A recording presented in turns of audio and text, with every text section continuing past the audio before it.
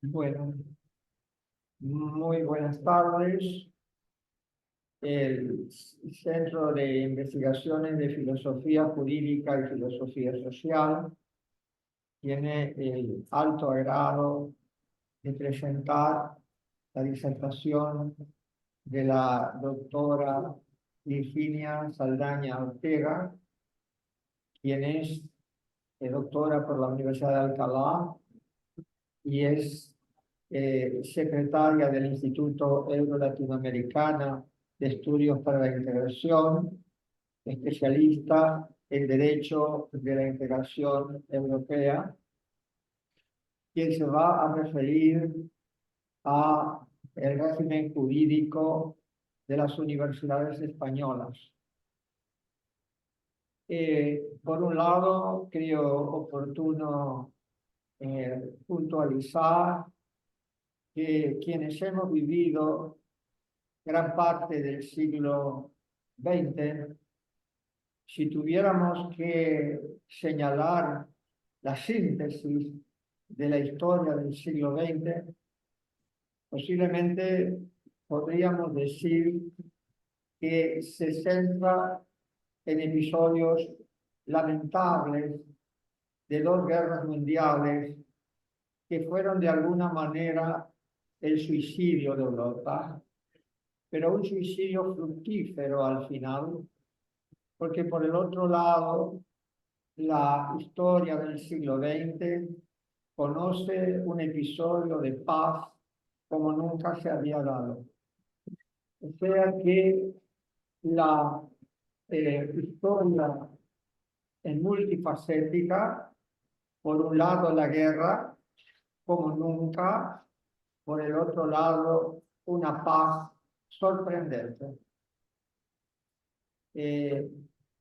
Tal vez se necesitó tanto dolor para que los pueblos de Europa comprendieran el valor de la paz como un despliegue humanístico de enorme valor.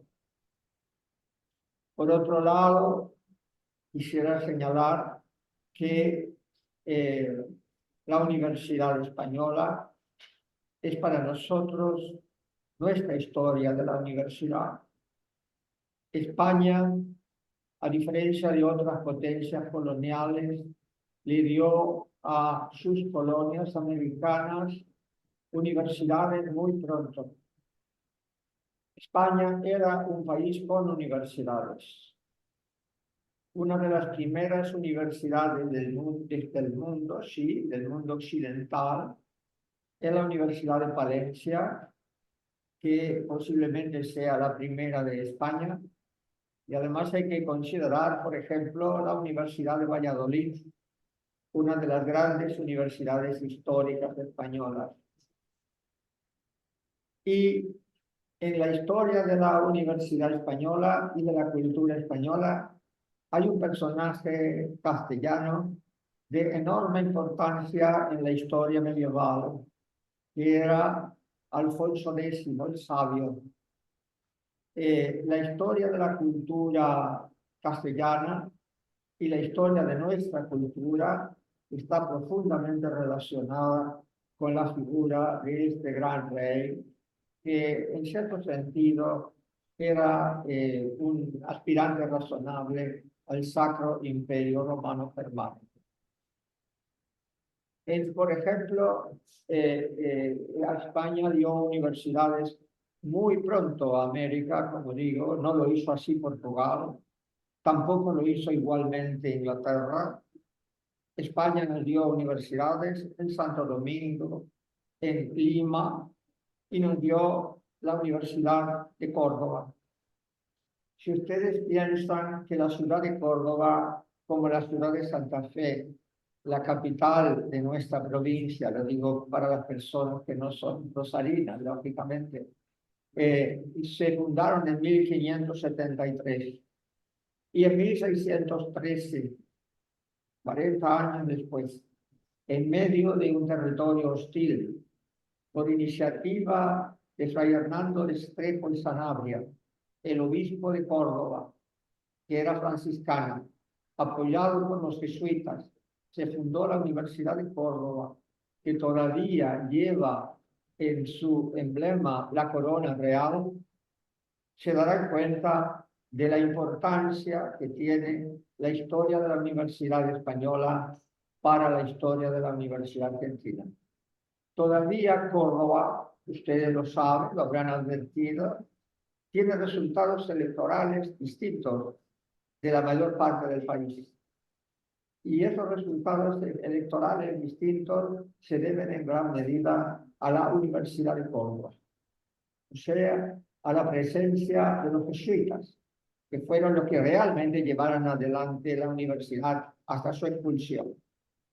De modo que creo que saber la historia de la Universidad de Española es muy importante y, como les he dicho, yo creo que hay una enorme herencia hispanoamericana que tenemos que preservar y desarrollar.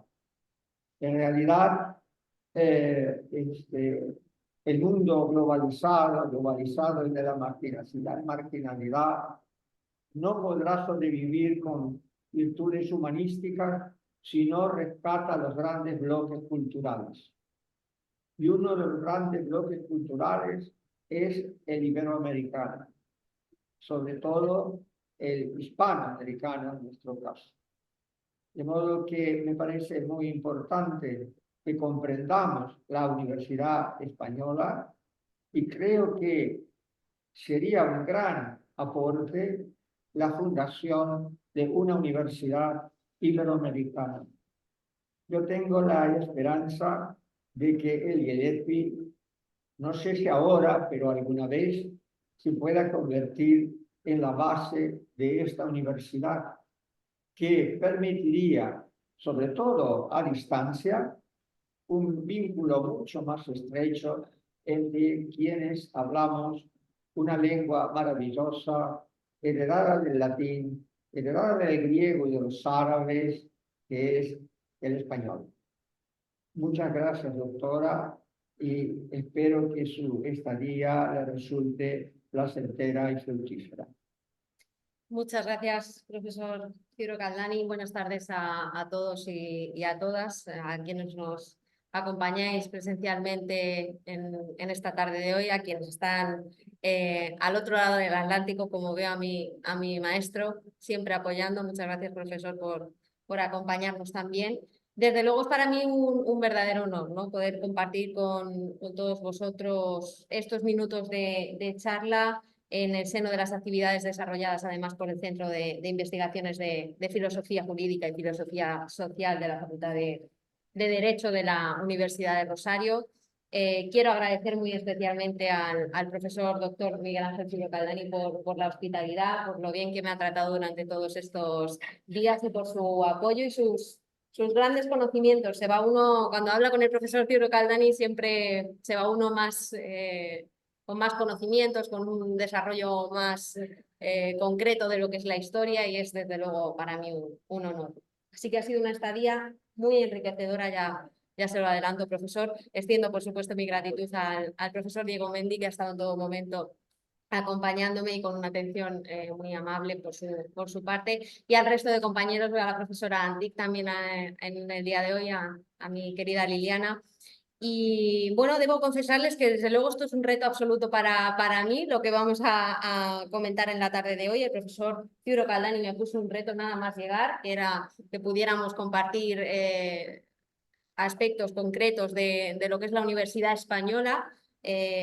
Bueno, algunos de ustedes lo sabrán, otros no. Mis líneas de investigación quedan totalmente alejadas de esta materia, que bueno, no deja de ser, por supuesto, también parte administrativa y que tiene que entenderse desde un aspecto también regional, pero nada más lejos de lo que yo vengo a estudiarlo. Por tanto, yo creo que la mejor manera de abordar la tarde de hoy, de abordar este aspecto, el desarrollo de la Universidad Española, es a partir de la experiencia, ¿no? La experiencia de una persona que ha dedicado, que ha hecho su formación académica al completo en una universidad pública en Madrid, y la experiencia de una persona que además dedica su proyección profesional a la docencia en una universidad privada en Castilla y León. Les adelanto que bueno, la idea de hoy no es establecer una jornada magistral, porque desde luego no vengo a eso, pero sí dar algunas pinceladas, algunos datos concretos sobre el aspecto relativo al desarrollo de la universidad en España, para que bueno, luego podamos compartir e interactuar un poco en los pensamientos críticos hacia un modelo u otro de universidad. Por tanto, a lo largo de estos próximos minutos lo que trataremos es un poco de analizar sucintamente, por supuesto, el contexto actual en el que se asienta la realidad de la universidad en España. Por un lado, desde la perspectiva histórica, pero abandonando un poco el aspecto más propiamente del nacimiento de la universidad. Esto lo ha explicado perfectamente el profesor y no querría meterme mucho en este aspecto, pero sí en la vinculación que tiene la Unión Europea en lo que conocemos hoy como Universidad Española. Luego abordaremos, por supuesto, una serie de datos que yo creo que evidencia muy bien el estado en el que se encuentra el desarrollo de las universidades en España, y por último pues intentaremos componer ese ideario de crítica siempre constructiva de los aspectos concretos que fallan, que están fallando en la Universidad Española, que son una realidad bueno, que nosotros vivimos en el día a día y que sería conveniente solventar, ¿no? Entonces, comenzando esta pequeña disertación dentro de la perspectiva histórica, de la contextualización, un poco del asentamiento de la cultura europea en el ámbito del conocimiento español, cabría, por supuesto, destacar como fecha clave el 19 de junio de 1999, esa fecha en la que un comité de expertos en la ciudad de Bolonia se sentaron las bases de lo que sería el futuro de la Universidad Europea, el futuro de la universidad en un proyecto de integración como la Unión Europea, y gracias a esa declaración, que posteriormente fue firmada por todos los países, los estados firmantes se comprometían de alguna manera a que antes del año 2010 pues las bases o el marco conceptual o el marco de actuación de las universidades europeas fuera asentada por todos esos países miembros, ¿no? ¿Y qué objetivos tenían esas premisas de las que nacía la reunión? Pues en primer lugar la adopción de un sistema de titulaciones que fuera fácilmente asimilable por todos los Estados miembros, que una persona, un alumno en el régimen universitario español tuviera constancia de cómo se gestionan o qué títulos se abordan en Bélgica o en Francia.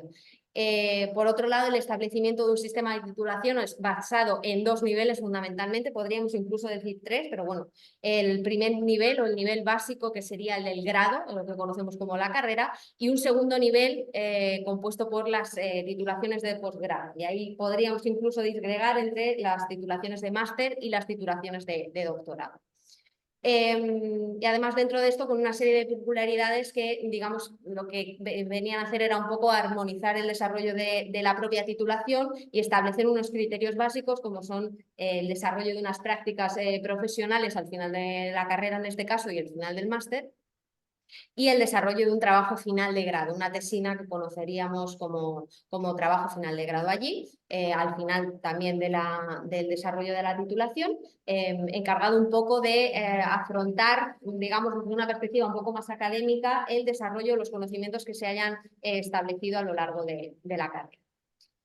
Otro de los aspectos que también trataba en esta reunión sería la adopción de ese sistema común de créditos, de los créditos en nuestro caso conocidos como ECTS. Es un elemento fundamental, sobre todo de cara al reconocimiento de créditos en caso de que un ciudadano de otro país quisiera realizar una convalidación de estudios en nuestro país. La movilidad, la promoción de la movilidad internacional y europea, que es el motivo y el fundamento por el que hoy estoy yo aquí. Y, por supuesto, el impulso de esa cooperación interna entre universidades, ¿no? De manera que todos fueran un poco en una hoja de ruta concreta, vinculada o en pro del desarrollo de una academia mucho más fuerte a nivel europeo. Y, por supuesto, la coordinación para la promoción de esa dimensión europea tan importante para todos los miembros. Bien, parece que al menos en términos generales sí que es cierto que hemos conseguido las pretensiones formuladas por dicho comité de expertos, han sido eficazmente asimiladas. Sin embargo, pues parece que la aplicación práctica del descenso al caso concreto en cada uno de los países genera ciertas problemáticas en la asimilación de determinadas cuestiones que podremos ir tratando.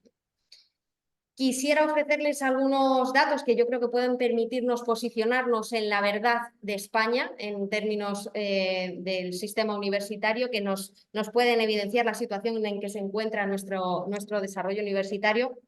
Comienzo con que el sistema universitario español cuenta con en torno a 1.700.000 alumnos matriculados, según el Ministerio de Universidades, que existe un total de 85 universidades, de las cuales 50 son de naturaleza pública y 35 de naturaleza privada. Esto a día de hoy, porque probablemente dentro de una semana, con el resurgir de las universidades privadas, los datos puedan ir cambiando.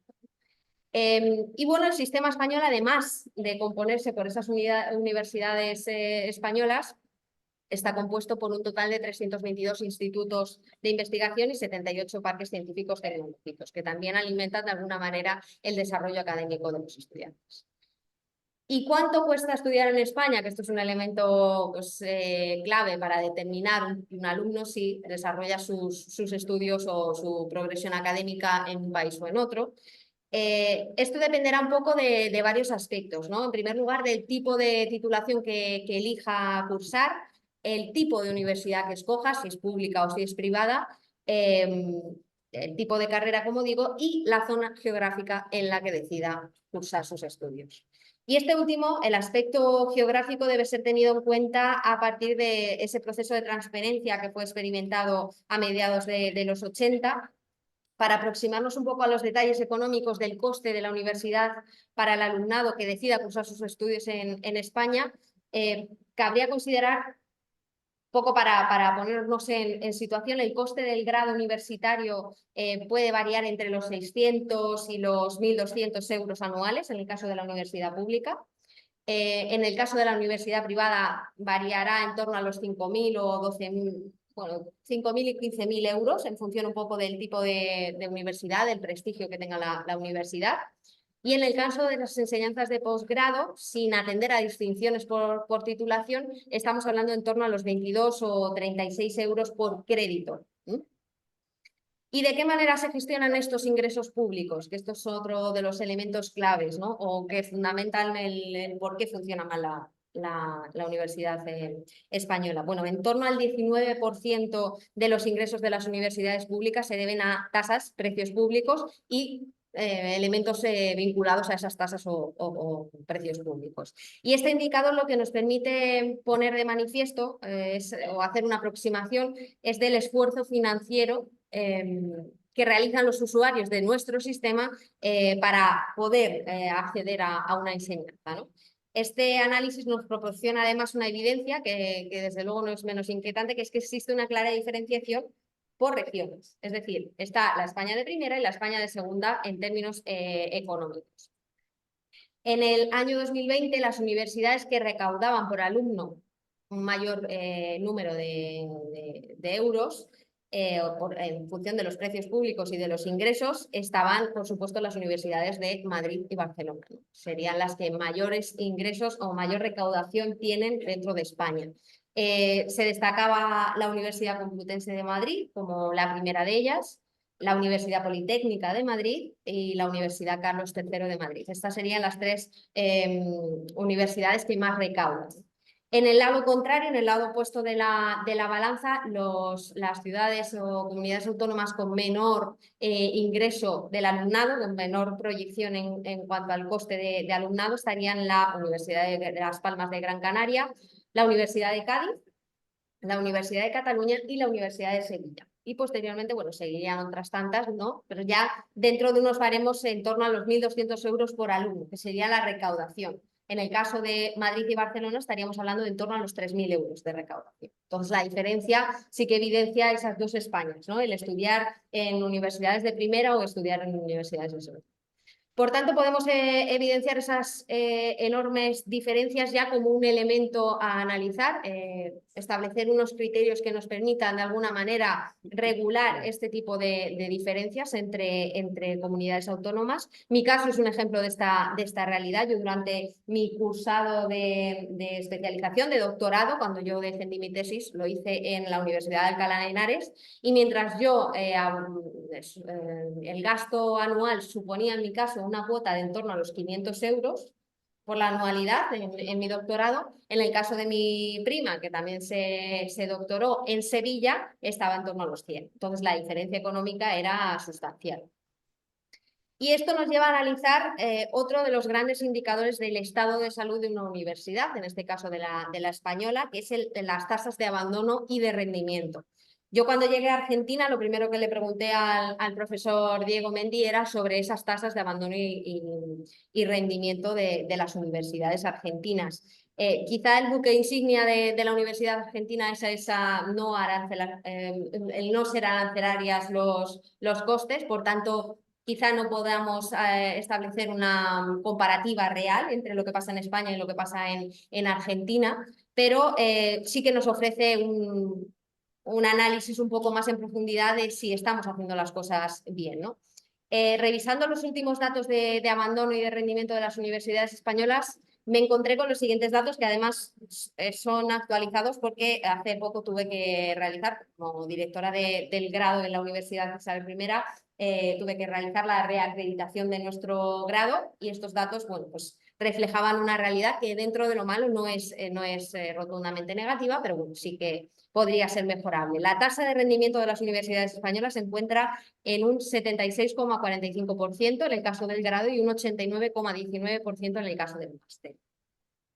Sin embargo, la tasa de abandono durante el primer año, que yo creo que es el punto de corte de toda universidad, el primer año para todos los alumnos es el momento en el que deciden si establecer su progresión profesional y académica en esa titulación o no. En el caso de las universidades españolas, en el caso del grado, la tasa de abandono del primer año se encuentra en el 18,68%. En el caso del máster, un 9,80%. Y la tasa de cambio, que es, digamos, la tasa que mide cuántos alumnos sin abandonar los estudios de titulación de posgrado deciden cambiar a otra titulación por considerar que es más afín a ella, está en un 7,03% en el caso del grado y un 1,16% en el caso del máster. Bueno, sería fantástico que pudiéramos al final, si les parece, analizar cuáles son las tasas de abandono en el caso de Argentina y ver de qué manera funciona uno u otro proceso de desarrollo académico. No tengo yo los datos, sí que me los comentó el profesor en algún momento, pero bueno, lo podemos debatir al final. Yo creo que sin duda resulta muy interesante abordar estas cifras para llegar a comprender pues, si lo estamos haciendo bien. En términos generales sí que es cierto que un 19% de abandono no es una cifra, pero bueno, sí que estamos hablando de personas que han elegido estudiar, que han establecido un pago de cuotas y que están en principio comprometidos. Si tenemos en cuenta esa visión, a lo mejor un 19% de tasa de abandono sí que puede ser algo por lo menos analizable, ¿no? Además de todos estos elementos que incluimos a la ecuación, la actualidad de nuestros días, al menos en el ámbito educativo español, ha puesto de manifiesto la llegada de nuevas alternativas de estudio, ¿no? Yo soy un ejemplo claro de ello. Las nuevas tecnologías, el impulso de la digitalización, en el caso de la Unión Europea como un elemento clave, ¿no? Pero en el caso del mundo entero, sobre todo impulsado por la situación de la crisis sanitaria, que de alguna manera nos empujó a todos al desarrollo de estas nuevas tecnologías, que hoy nos permiten que podamos estar estableciendo conexiones con cualquier lugar, también han generado la creación de nuevas visiones en el mundo académico, en el desarrollo de la academia. Y uno de ellos, por supuesto, es el impulso de las universidades online o las titulaciones online. Es un elemento que durante muchos años ha estado un poco solapado por la realidad de la presencialidad, pero que se ha establecido de alguna manera o se ha venido a establecer a partir de esa crisis sanitaria como una posibilidad, ¿no? El alumnado español al final de alguna manera ha entendido plausible esta alternativa, sobre todo aquella parte del alumnado que todavía no tiene, en el caso de las personas que tienen un desarrollo laboral, profesional y familiar, pues entienden una alternativa muy viable, un canal de comunicación con la universidad que puede ser una alternativa real, ¿no? Entonces, esto nos permite hacer un abanico mucho más amplio de la oferta que tenemos en España y, por tanto, esos números también se han visto de alguna manera materializados en pro de esas universidades de titulaciones online. En España nos encontramos a día de hoy con un gran número de universidades de esta naturaleza. En cuanto a las públicas, porque también ha habido un impulso considerable de las universidades públicas, un arrojo a establecer estas titulaciones online.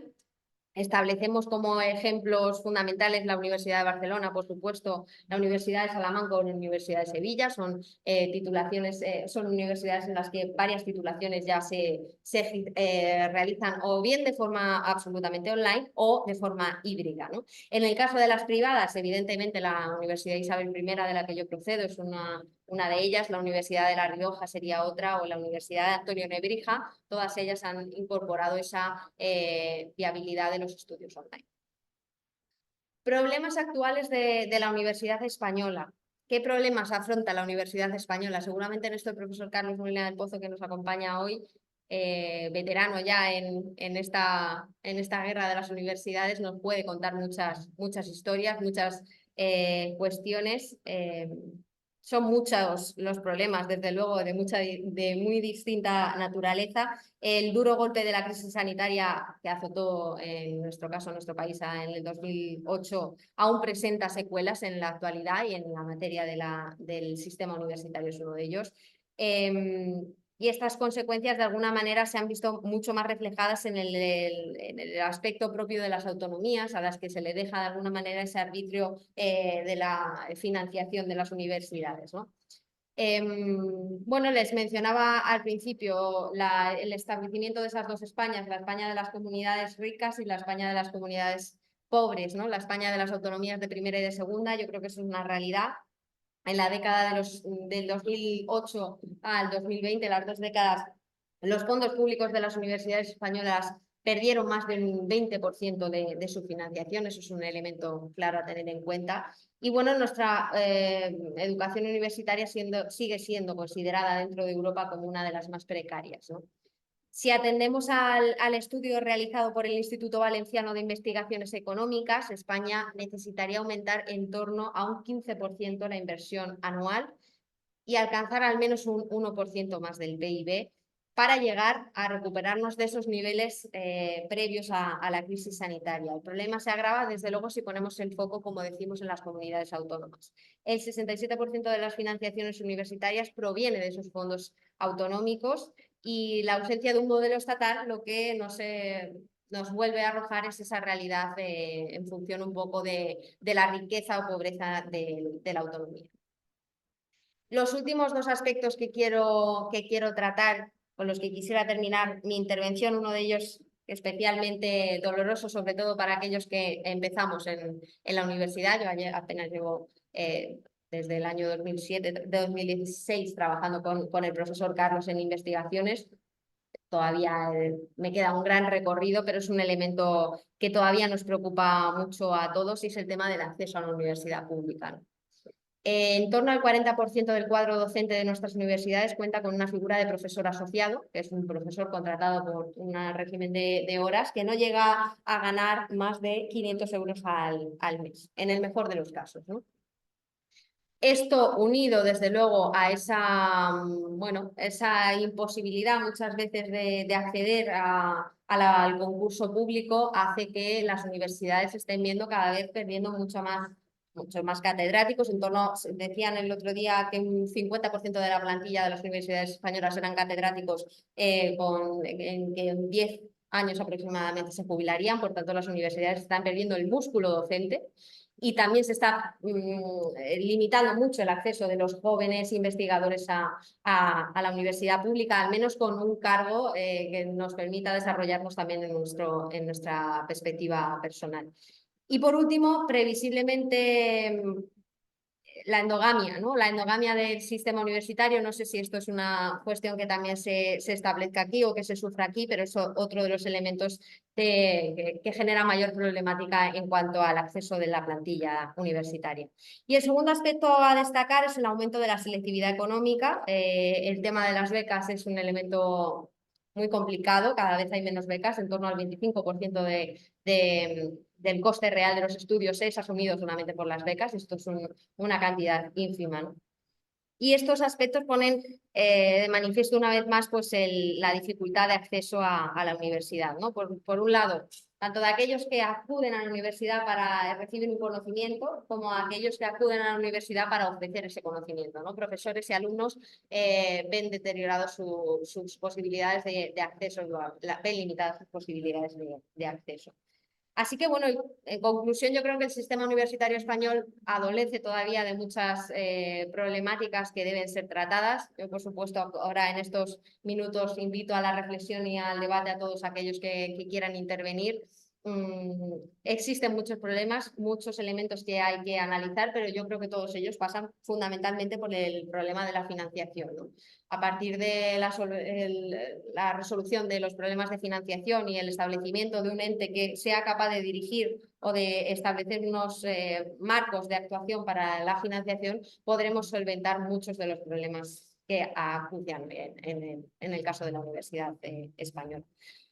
Yo finalizo aquí, como decía, quería solamente unos datos y abro el turno de debate para lo que queráis. Muchísimas gracias.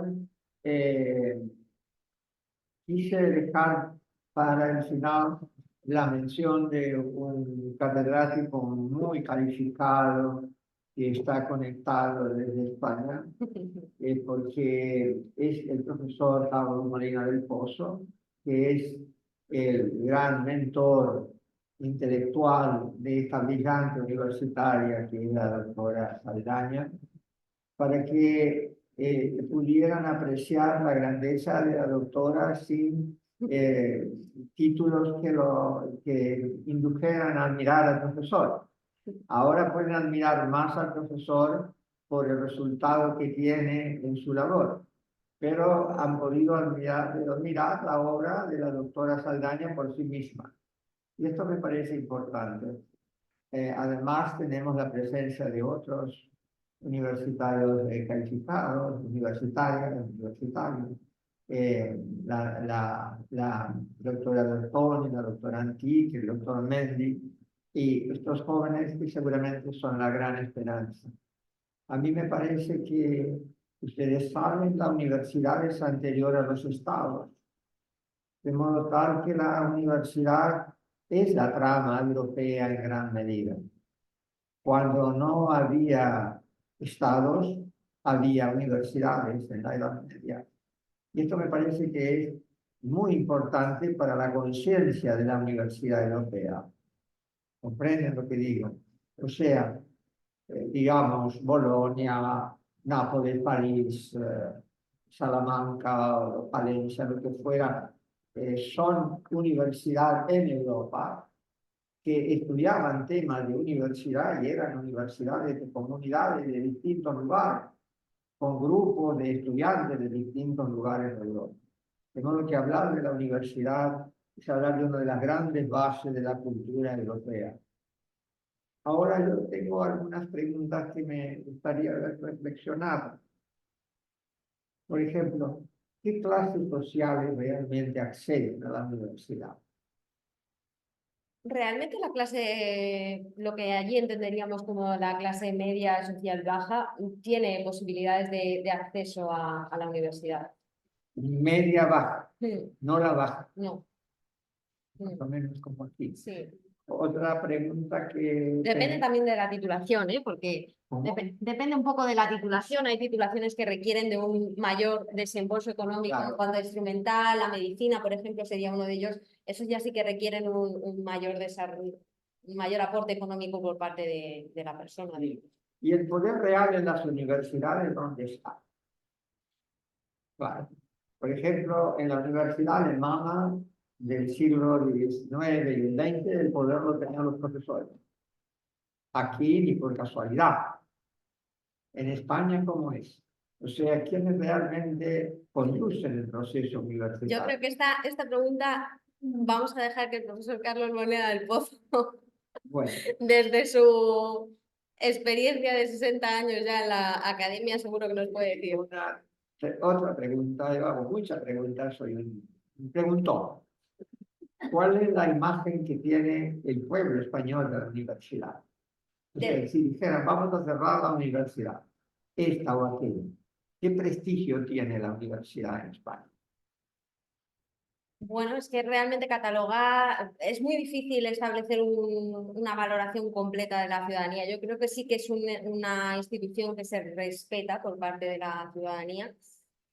A lo mejor sí, yo creo que en términos generales se respeta, se entiende como algo propio y asumido, quizá por eso a lo mejor no se revelan, no se podrían revelar tan rápido en contra de, por ejemplo, los recortes, no es un elemento que haya movilizado a la ciudadanía, pero sí que se respeta la institución como un elemento fundamental del desarrollo del humano.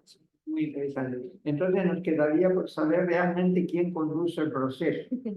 Si son estudiantes, si son graduados, si son profesores, quién. A lo mejor el profesor Molina del Pozo, que tiene más experiencia, quiere comentar algo. Yo no lo sé. Hola, buenas noches a todos y a todas. Felicidades a Virginia por la exposición. He estado atento y escuchándola y bueno, disfrutando de la información que nos ha dado.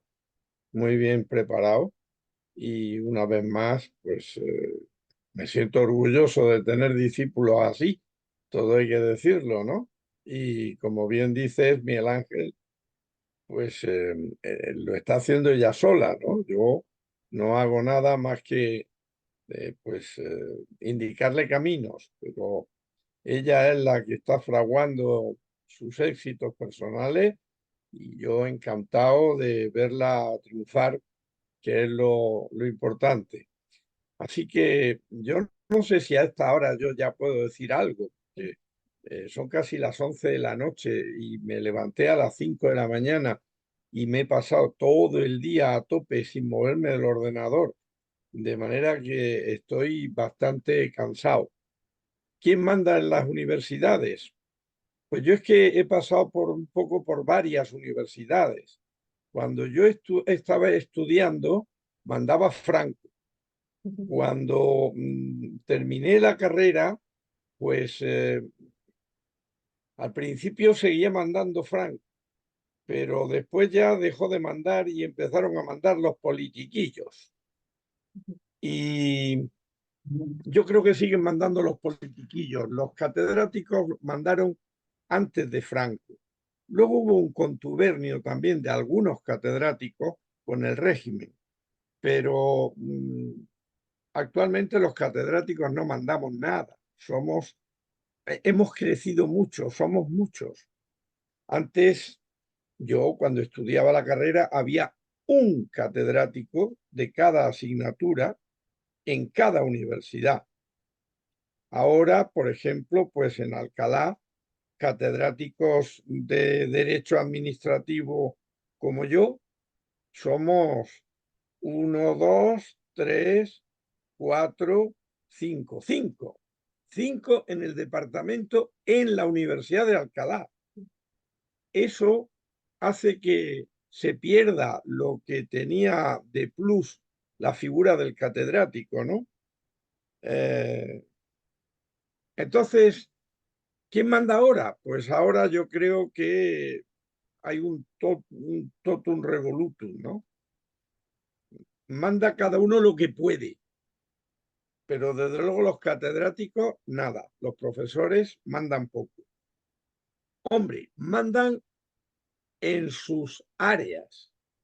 Me refiero en concreto a la alusión que hacía Virginia en su exposición de, de, bueno, de que aquí hay muchos fallos y uno de ellos posiblemente sea el de pasar la pelota de unos a otros, ¿no? Las endogamias. Esto tiene mucho peso, desgraciadamente, y lo sigue teniendo todavía en las distintas escuelas y en las distintas facultades. Esta visión endogámica de la universidad se mantiene, desgraciadamente, se mantiene. Pero esos son pequeños reinos de taifas. Como digo, en su área cada uno intenta tener cierto poder, pero no es lo habitual. La universidad manda el dinero, como habéis dicho, mucho las financiaciones y ahí quien disponen son los políticos a través de las distintas comunidades autónomas, que son las que tienen las competencias, la mayor parte de ellas, en materia de universidades e investigación. Por lo tanto, partiendo de que desde el momento en que, porque yo he estado escuchando perfectamente lo que decía Virginia y me iba planteando un poco porque he tenido, después de 50 años ya en la universidad, pues tengo experiencias de todo tipo y he participado de todas las maneras. He sido alumno, he sido profesor ayudante, he sido profesor titular aquí, que es los adjuntos vuestros, he sido catedrático, he sido miembro del Consejo de Gobierno, he sido secretario general de la Universidad de Alcalá, he sido director de departamento, he sido de todo y en cada momento pues he tenido unas complicaciones diferentes, pero siempre ha habido complicaciones. Y la que decía Virginia de que había sido la presencia europea ya podía haber sido de otra manera, porque el régimen de Bolonia es un desastre. Y como tal desastre ha empeorado la universidad española y francesa, italiana, etcétera, etcétera. Más que arreglar, ha venido a querer imponer un sistema único por doquier sin tener ni los antecedentes ni tampoco pisar el suelo debidamente. Así que pienso que Bolonia no ha sido bueno, es un sistema que no ha hecho ninguna bondad y que hoy día pues es necesario reformar. Yo pienso que el estudiante que estudiaba en la época de los 60, 70 salía más preparado de la universidad, de las aulas, de lo que salen ahora. Porque ahora, me decía un compañero de Derecho Romano, no me da tiempo ni a llegar a explicar el digesto, porque tengo solamente 3 meses de docencia. Lo que antes era un curso académico completo de 8 o 9 meses, ahora se ha convertido en un cuatrimestre. Y no me da tiempo a explicar. Y es que, claro, es que ahora no tenemos que explicar. Tenemos que enseñar cuáles son las competencias para que el estudiante estudie y se prepare él solito. Entonces, el sistema es que es diferente, ¿no? Es un sistema distinto.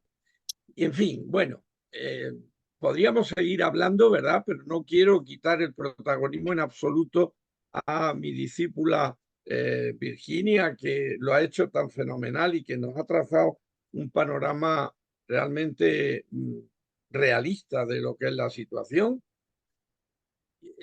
Y bueno, pues es que yo seguiría hablando y hablando. Por eso me he venido, aunque estuviera cansado, a escuchar, porque es un tema que siempre me ha interesado, ¿no? El tema de la universidad. Nací con la universidad y me iré al otro mundo con la universidad. En eso yo creo que coincidimos el doctor Ciuro y yo, y lo hemos hablado también alguna vez, ¿no? Somos universitarios de arriba a abajo y nos preocupa la universidad y queremos una universidad mejor. Y por eso quizá detectamos más las carencias e intentamos a ver si se solucionan, pero es difícil, es difícil. Tú no puedes incentivar la realización de doctorados en las universidades porque cuando terminan el doctorado y son doctores, ¿qué haces con ellos? ¿A qué los dedicas? ¿Hacia dónde los derivas? ¿Qué van a hacer de sus vidas esas personas? Pues es que es muy difícil, es muy difícil. Y si encima le suma el fenómeno endogámico, pues ya terminamos la cuestión, ¿no? Del todo. De manera que es muy complicado. Y gerenciar una universidad es difícil. Lo digo también por experiencia, porque lo he hecho, me he dedicado durante 4 años de mi vida como digo, a llevar y a crear la universidad, recrear la Universidad de Alcalá, que como sabéis estuvo un siglo cerrada, ¿sí? Que era la Complutense auténtica. Por eso se dice Complutense de Madrid, porque la Universidad Complutense era la de Alcalá, que no se llamaba de Alcalá, se llamaba Complutense. Y en nuestro escudo aparece el Complutum Universitas, que no es Alcalá. ¿Sí? Así que bueno, hablaríamos tanto y tanto que nos darían las 2, las 3 de la madrugada en España y vosotros la hora de cenar. Así que ya me callo, os agradezco la invitación a participar y hablar, pero repito, es un tema inagotable que podríamos hablar tiempos y tiempos. Yo sé que ahora la Universidad Argentina está muy mal, está fatal porque, pues quizá porque los políticos una vez más intervienen en temas sin saber muy bien las barbaridades que están haciendo. Aquí se está diciendo que se necesita mucho más dinero. Virginia ha mencionado hasta la cifra de que se requeriría un 15 o un 16% de mayor inversión en la universidad, y a vosotros os quitan la poca inversión que teníais, el Estado. Así no se puede hacer nada. Y a mí me duele mucho porque yo me considero también miembro de la comunidad académica argentina y me siento enormemente preocupado cuando veo y leo las noticias y no sé cuál puede ser el final, pero tampoco sé cuál puede ser el final de nuestros países, ¿verdad? Así que estoy ya desvariando a estas horas. Muchas gracias. Muchas gracias, profesor. Muchas gracias.